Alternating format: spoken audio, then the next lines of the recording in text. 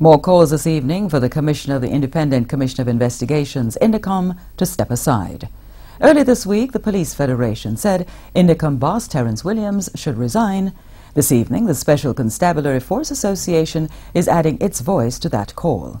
The call follows a joint press conference held between Indecom and Jamaicans for Justice. Kirk Wright reports.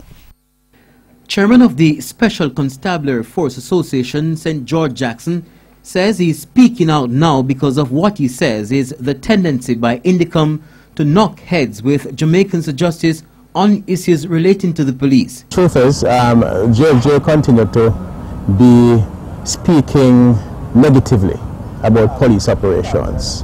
The Independent Commission of Inquiry is there to examine whether or not there are any level of negativity in relation to the operation of the police.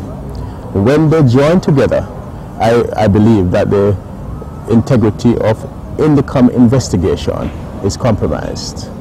Mr. Jackson is questioning the association between the groups, but says whatever the reason, it's sending a negative message to police personnel. The question is, why was he with them? I am not sure. I'm not understanding what the objectives were. Is it that we are joining with JFJ now to operate with them at Indecom? Is that the case? I am concerned with that. So shouldn't you then be trying to find out what was his reason before calling for his removal? Well, the fact that he could have gone without consideration to these effects to join with JFJ to speak about the police. The question is, how do our members feel about justice being served on them?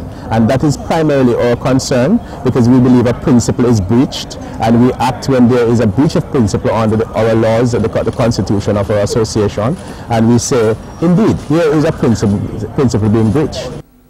But as we pointed out, over the last 3 years, the very human rights group about which Mr. Jackson is raising concern, Jamaicans for Justice, is invited to deliver a lecture to new recruits to the force.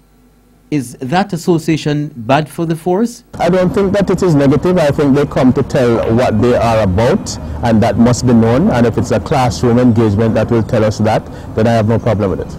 Meanwhile, Indecom boss Terence Williams this week dismissed the calls for him to step aside, saying he was merely at the JFJ press conference to express concern about the 21 police killings which occurred in 6 days. He said there was no conflict of interest and the police ought not to see human rights groups as being at odds with their crime-fighting mandate. Kirk Wright, TVJ News.